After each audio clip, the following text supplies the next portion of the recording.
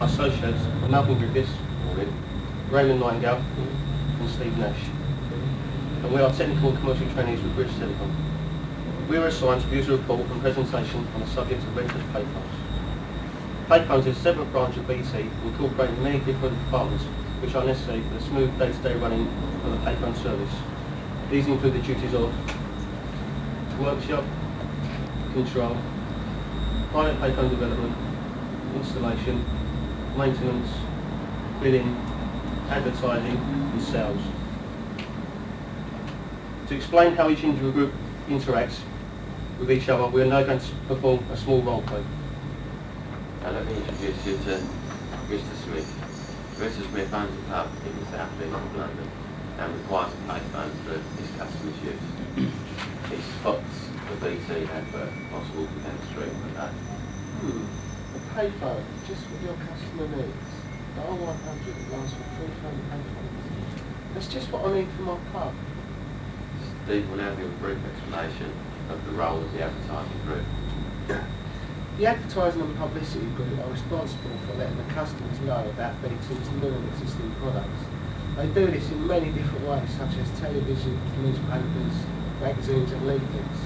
They also advertise at local charity events such as carnivals and local fairs. To get all the products over to the customer is not an easy task. For example, you cannot put all of BT's advertisements on the 30-second news advertisement on television or a full page of the newspaper. So what they do is give a brief outline of a product, such as payphones, then they give a free phone number and someone to contact to get more information. In this case, the customer requires a rented payphone for the use of his customers in his pub. The customer needs to know what payphones there are available. The publicity group have put together a catalogue of the payphones with answers to questions, such as for billing. This is titled Payphones for Business. Also, the catalogue tells you how the rental package works and how you can get accessories such as acoustic hooks and trolleys. Once the customer has looked through the catalogue and decides on what he requires, he then contacts BT Sales. Back to the whole pub. So Mr. Smith notes down the number and finds sales. Ring, ring, ring. Good morning, BT Payphone Sales. Tracy speaking. How may I help you? Hello, I'd like a payphone for my public bar. Certainly. Let me ask you a few questions. Ray will now explain the role of the sales group. Right, sales is one of the major departments in the payphone area. It's the initial stage in the sequence of events to do with maintaining and the fitting of a renter's payphone. When the customer rings up the sales department, the sales personnel have to ask a series of questions to decide out what would be necessary or suitable in certain areas or situations. These include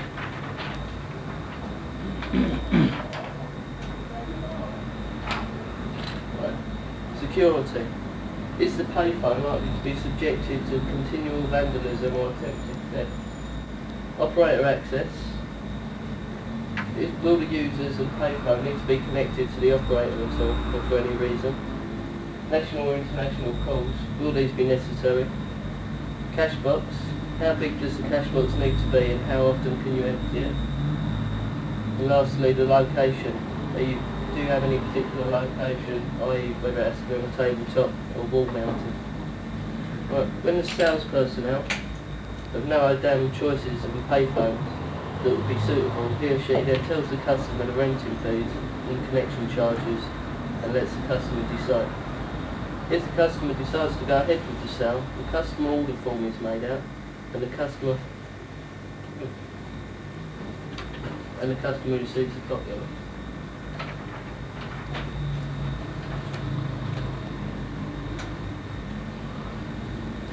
The customer order form is where all the stores are listed and priced, the connection charges and the quarterly rental fees, unique serial number, which is there, is given, and this now saves the serial number for that job all the way through. The form consists of 4 copies, which one is sent to the billing, one is sent to the customer, and the other 2 are kept by the sales department. Once the customer has signed the copy and sent it back, it's put onto the CSS and passed on to the installation department. Right, back to the role play. Mr. Smith receives his customer order form from the sales group, which he signs and sends back.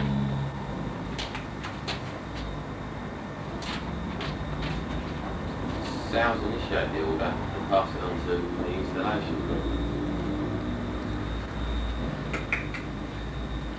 Good morning, Mr. Smith. I've come to install your paper. Oh, brilliant stuff. Where would you like it? I'd like it just over here, please. Rowe will now explain the role of the installation group. Right, when the installation department receives the job for that day, if it is a business job, they've got 6 days to complete it. If it's a residential job, they've got 8 days. When the job is processed, everything to do with the other aspects of the job have to be completed in a certain order and by set target times.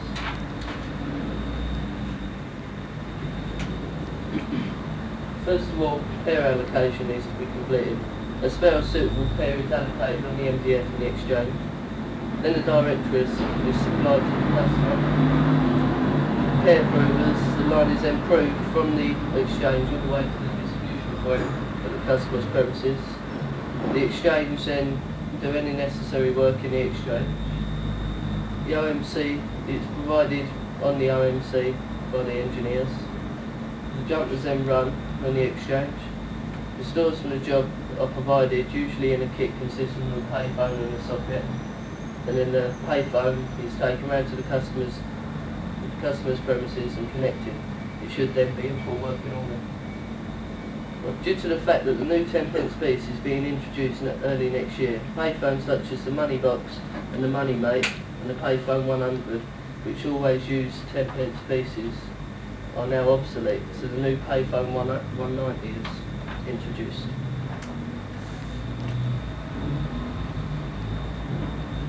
As a result of this, I only now have 5 payphones that BT offer to the customers. These are the Payphone 190, Payphone 200 Mark II, Payphone 500, Payphone 600 and the card phone. The installation group have a target of 100% to get the payphones installed by the correct dates. Normally they only reach approximately 80%. This is not always the fault of that department, but because there are so many other groups involved, as we said earlier, it's quite easy for one thing to go wrong. Right, after the installation is complete, the billing department sends an invoice to Mr. Smith. I will now talk about the role of the billing group. Right, after the payphone is installed, it is then, and only then, that the customer is billed for it. A few days after that installation, the billing group received their copy of the customer order from sales, and it is then that the billing group go about sending the customer an invoice for the work carried out. Now the invoice consists of all the job details, which is the customer name, customer address, payphone type, how much he has to pay, how much is outstanding, where the money is payable to is clearly stated, not to confuse the customer. It's clearly stated that he has 28 days in which to pay this money, and that cheques is the preferred method of payment. If there's no payment received within the first 28 days, the billing group sends the customer a first reminder slip. It's coloured red to put his wind up a bit. It gives you another 7 days to pay it. It also states where to pay it, but also gives the customer a contact number if he's experiencing any money troubles. He may want to discuss it with someone. So it gives him a little bit of breathing space. If he's didn't pay within these 7 days, he gets a second reminder letter, again coloured red, and this gives him another 7 days to pay, and it clearly states on it that if he doesn't pay, then the matter may be passed on to the debt collecting agency. BT use a debt collecting agency based in Birmingham called Commercial Credit Services. It's not often that BT use the agency, as most people pay their bills within the first 28 days. On receiving the payment, it is sent to a cashier's group. I was basically coming to the house, and this was just upstairs. And they deal with crediting BT accounts with all the payments. And after a week or so, after all the checks have been cleared, they produce a list which is sent back to the bin group so they can cross off all the jobs as paid for. That's it. Back to the roll back. The customer now has working payphone and is being billed for it. Now, sometime later, after a period of continuing use in the pub, the payphone develops a fault and Mr. Smith contacts the RSC. Ring ring. Good morning, BT Repair Service, how may I help you? Hello there, my payphone's not working properly. And Mr. Smith explains the fault as much as he can and gives the receptionist all of his details. Okay, we've looked your fault, we'll get someone onto it straight away. The RSC then passed the fault onto a payphone control, as Steve will now explain the role of the control. If during the time that the payphone is connected it develops a fault, then the customer will contact the Repair Service Centre on 151 and explain the fault. The RSC then enters the fault onto the CSS computer system. This is where Payphone's fault control comes in. The faults reception officer looks up the faults in CSS and transfers it onto their own computer system called Compass. Once the faults have been entered on the Compass system and put into its respective list, the fault is then given out to the engineer by the Fault Distribution Officer, the FDO. There are 38,000 payphone renters in inner London and 38 engineers to repair them. This may not seem like many engineers, but it's not often that these sort of payphones go wrong. It's only when they're mishandled. The engineer then goes out to repair the phone. If he finds that he cannot repair it on the spot, he will return within the day, either with means to repair it or with a substitute payphone. We will then send the faulty item to the workshop to be repaired. If the engineer cannot find anything wrong with the payphone itself, but finds that the extra exchange line is faulty, then we report back to the FDO once again. He will either clear the fault off if it has been repaired, or if it is an exchange line problem, we will pass it over to the liaison and escalation officers, the LEOs.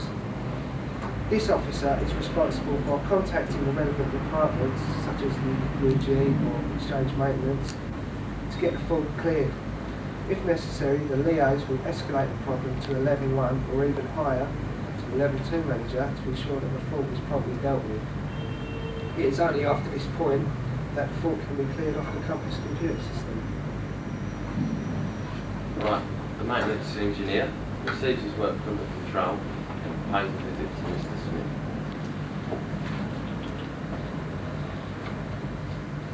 Good morning, BT.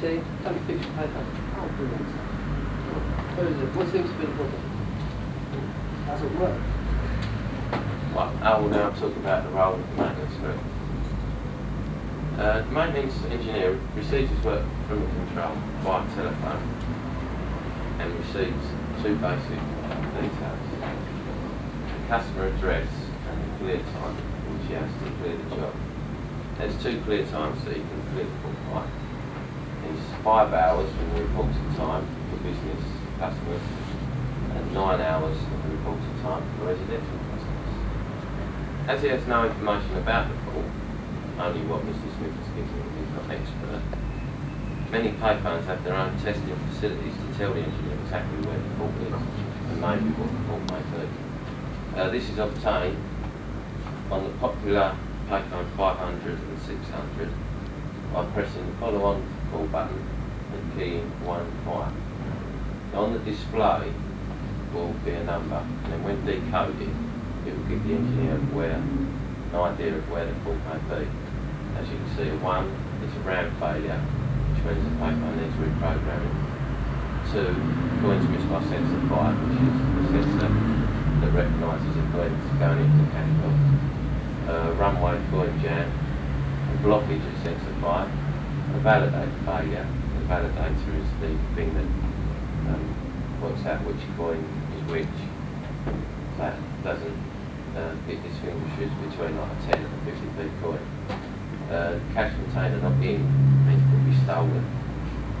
The cash container full and the cash container not replaced. That means it's there but it's not put in properly. On the money made and the money box payphones, there's no diagnostic testing facility, so it's up to the maintenance engineer to use his own skill and judgment to clear the fault. The most common faults encountered by the maintenance group on interviewing the engineer were coin handling related, such as a coin jam, which is caused by bent coins or coins covered in silver foil. There's a lot of dodges about trying to get 50p's worth of credit through 10p with silver foil crack. The second most common is customer misuse, which is accidental or vandalism. And the third most common was a card reader foul in the card payphones. They was having trouble debiting one credit, having a lot of double debiting. If the fault is caused by customer misuse, it is the customer's fault. He gets charged, and this is called a per occasion charge. It's a special bill for the customer misuse fault. It's up to the engineer's discretion as to whether to charge the customer or not. If he goes around there and the customer's giving him a bit of grief, you might think, right, I'm going to charge you for that. Whereas another customer, for exactly the same thing, he might not have decided to charge him. This is where the customer is charged for the parts, if there is any used, and the time on site. The per occasion charge consists of 3 copies, which are all signed by the customer to prove that he has done the job and the work that he said he was going to do. One is kept by the customer as a sort of receipt, and the other 2 are sent to billing after being signed by the engineer's level 1 back in base. The customer is billed in the same way as before, as if it was a new installation. The billing group, on receiving, they cost the actual work. It's not the maintenance engineer on site to do. Mr. Smith, he wouldn't have an idea of how much he would need to pay for the per occasion charge. After the fault is cleared, the engineer phones the control, who then writes the job on the company. After that, he then collects his next job, and off he goes. Back to the role play. Where there is a faulty piece of equipment, it is sent to the payphone workshop. Mark will now explain the role of the workshop. The purpose of the payphone workshop is to receive faulty payphones and equipment that would otherwise be thrown away and fixed. This equipment can then be given back to the payphone maintenance engineers for reuse. This process saves BT many thousands of pounds as the equipment is very costly. Faulty equipment is sent to payphone stores by the maintenance engineer. From there it is then sent to the appropriate rack for that piece of equipment. Next, the relevant technician, as all the technicians are trained on different payphones, takes the faulty equipment back to his bench. Inside the bag with the equipment is a field report form A88007A, and this gives information on the field engineer, contact points, return address, but most importantly to the workshop technician, the fault symptoms of the work to be carried out. With the use of this field report form, the technician can carry out the required faulting. After the telephone has been fixed, it goes to the quality check area rack. A random check of the telephone is now made to see if they're okay. From here, the telephones go to the outgoing stores and then onto the main stock holding warehouse. They are then distributed to the maintenance engineers. When an engineer has to fault find, he follows a set of standard procedures. The first of these are called the display checks. Keys are pressed on the keypad and various readings appear on the display. By checking these displays, the engineer can obtain an idea of what the fault symptoms are. If all is okay, the display checks, the technician then follows another set of guidelines. With the cover off the payphone, he presses the operating lever. He should then hit dial tone and the LCD display should be on. He places a small coin down the runway. A high frequency should be heard. He then places a large coin down the runway. A low frequency should be heard. This means the calibration is set okay. The cover is now replaced. He checks the money slot and the cover is lined up with the validator and money is placed into the runway. The receiver is replaced. This checks that the coins are rejected okay. The call is now made over line simulator 8A. The cycle button is pressed, which checks that the money runs down properly. Next, the blow test is done on the handset. When the money runs down completely, you make sure that you hear the bleeps. After all these tests have been completed, the The technician knows what the fault with the phone is and should rectify it. Right, Mr. Smith's telephone is now working again. Unless another fault appears within the future, this cycle will need to be carried out. Well, BT are always looking for ways to improve their service to the customer. One way of doing this is to keep up with the latest technology. Mark can now explain the role of the private payphone development department. The work of the private payphone development group is to decide on new payphones to introduce to the market when existing payphones become obsolete. A number of factors influence their decisions on new payphones. These include styling, aesthetics, vandalism, ease of use, regulatory changes by Oftel and coinage changes. There is a standard way that new payphones are conceived and introduced. Firstly, the commercial side of BT Payphones put out tenders to a number of companies. These tenders include a short list of requirements including cost, quality, timescale, etc. Next, initial contract and development, then a backup production contract is given to the company that meets the tender's requirements the best. This company then writes a specification for their payphone explaining working and performance. They then make probably 3 test models and send the specifications of each model to the payphone development so they can evaluate the best one. This evaluation takes the form of the non-telephony aspects of the telephone, e.g. cash handling, call. Next come the trial periods. Firstly, there is the alpha trials. In this, a small quantity of payphones are placed in large sites for approximately 4 weeks. This trial is primarily to check the lab results against the working results. Lastly, you have the beta trials. This is where a large quantity of payphones are placed into the field for approximately 8 weeks. This trial tests performance, training of engineers, sales literature, handbooks, etc. Finally, there is the launch phase. This makes sure that everything is correct for the launch. Some of the future developments within payphones include the migration away from coins onto charge cards, phone cards and credit cards, customer-friendly displays, voice prompting, similar to the wrong code prompting when you make a wrong code, adjustable voice receive levels. Ultimately, payphones will all have to go digital as the network goes digital. The only drawback to private payphone development was that it could not tell me information such as new payphones about to enter the market or in a tendering stage, as this information could give some of their companies an unfair advantage.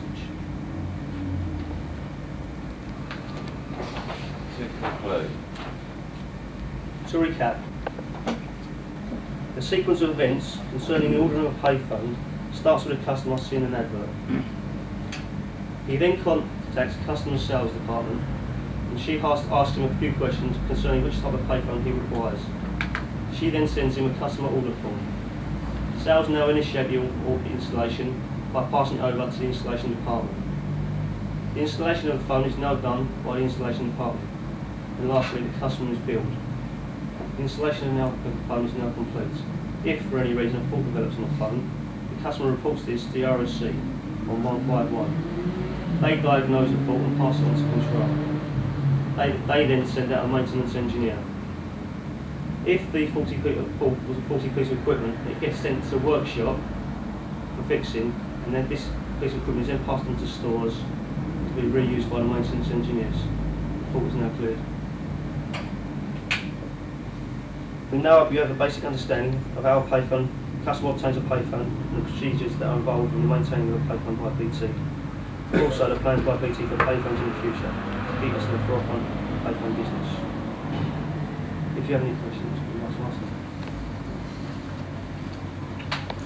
Well done. You can sit down, relax now if you want with me. It was excellent. I've made one note all the way through, is that the whole group has been, you've been both technically and commercially aware of all aspects, and I'd like to commend you on that. It's very, very difficult trying to latch on to either a technical or a commercial aspect, so that was well done. Curious, why did you decide to do it this way? Whose idea was the role play? Sorry? I think it's all its idea. It's made it a bit more interesting. Yeah, but somebody must have thrown it in. I mean, who sort of threw it in? Let's do a role play. And how did the rest of you receive it? Sort of great, or you go like you. Which makes it a bit more interesting, doesn't it? I think it's sort of together as well, shows you how it goes. I've got one technical question to ask, if I may. I think was it Payphone 500 as a diagnostic testing. Why can't we ask the customer to carry out his own diagnostic testing that would save us a visit? It's not actually going to get into the pipe and he might damage it even more. He's only working in key packets. Some customers they've got that. Yeah, but I haven't got any more, don't they? Oh, you have to open the coin box to access to do the diagnostic testing. Yeah, because there's a little light sensor at the back. Sorry? There's a little light sensor at the back. Once background up, that means it's in test mode. So sorry, I didn't appreciate that. So to carry out the diagnostic testing, You unlock the pipe. you're going to have to Payphone first. There's a little light sensor at the back, which tells us that the unit is now going to be in test mode. Oh, thanks. No, so I didn't know. I didn't realise that bit. Nothing that I'd say. What happens if the customer gets stroppy about paying? Well, like I said, they get reminder slips. Sorry, no, sorry, it's on the maintenance. For example, the maintenance engineer's gone out. Yeah. There's a bent coin in the payphone. And we've got to hit the customer with a bill, and he says, "Oh, I didn't put the bent coin. It's not my fault." It's only customer misuse. It's like if there's a broken handset. They say, well, that was your fault. You're not treating me. But what would happen if he actually refused to pay? What would the engineer on site do? Well, he wouldn't change it. It doesn't charge on the site anyway. He has to go back to the building department to charge. And then they'll let us send Yeah, but would he carry out? But doesn't the customer have to sign an authorisation? Yeah, They're willing to pay. The engineer would say to him, like, it's your fault, so I've got to give you a fair back charge. If he said off, the engineer would. Yeah. He'll say, well, you've got no option really. He hasn't, that's right. You'd enter into argument with the customer, would he? No. But we just accept it all. There's just a couple of technical points because, as I say, regarding the presentation, I think you did absolutely marvellously well done. I liked the video myself, so. Yeah, fine. Thanks. Yeah, going back to this billing business, am I right in understanding that BT sends the bill to the customer and they empty the payphone themselves? Well, it's all their own money. Yeah, if it's in a pub though, then it's, all the customers in the pub are piling money into it. So they have a key to, yeah. But the actual, the part of it that collects the money is nothing to do with it. They don't get inside the actual workings of the No, they just have it, the key to the cash. Yeah. Oh, I see. Can they actually set how much they, want to give, want to let the customer pay per unit sort of thing? Yeah, they can. Like that wasn't it? You set how much you charge for. It comes up on display, we just said how much units, minimum 10%, which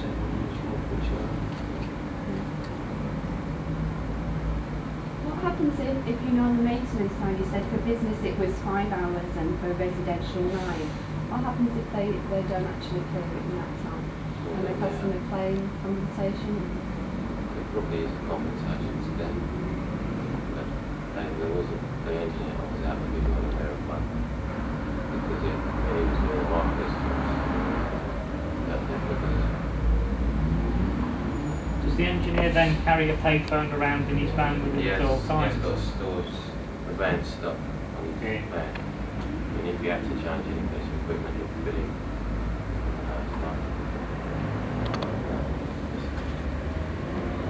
And then replace it with his van stock and then take it back to stores when he gets back. So he can whack one in straight away within the 5 hours. Do you know what sort of percentage of faults are cleared now? Within the prescribed time limits? I think it's about 90, it's over 90%. That's one couple of payphones. On rims is different. On colour payphones is about 95%. But rims is different. Did you have any problems in obtaining any of the information that you got? Any sort of setbacks? The only thing was with sort of payphone development, they can't give you all the information I required. So it was at to tender, a lot of payphones were at to tender. and it will influence other companies. So you've got to give me information on the types of payphone that would be coming in the future. Do you think did the payphone engineers achieve any sort of job satisfaction, do you think, from what they were doing? Well, the maintenance engineers, their targets are quite strict to meet 5 hours. It's not a lot really. They don't get anything out of it really, only self-satisfaction. I suppose the workshop engineers, because they say BT quite a lot of money. The equipment's quite expensive, and if they fix it and then it gets so bad, it goes down to maintenance engineers. They do say BT quite a bit of money. Were you able to gauge what the sort of morale was like within Payphones groups? I wouldn't be thoughts about what the jobs are like, was it? Like, no, the installation department, there was the jobs are getting like this and this. You know, rather like that, we're not doing on the day, so yeah, a few of them are getting pretty fed up with it. They really put themselves out of business because if they work hard and clear the faults, then it means less faults for them to do. Some time ago there was a scheme of a doctor phone box. It's where they asked members of the public to keep an eye on a phone box or two, keep an eye on cleanliness and whether it was working, and you know, if they found that it wasn't working they would ring through the operator or the RSC to say what the problem was. Do they run a scheme like that still, or did they find that it wasn't successful? It's different because this was rented payphones. Most of the payphones that we had were actually owned by the or rented by the customer. So if there was a fault, then they'd be through anyway.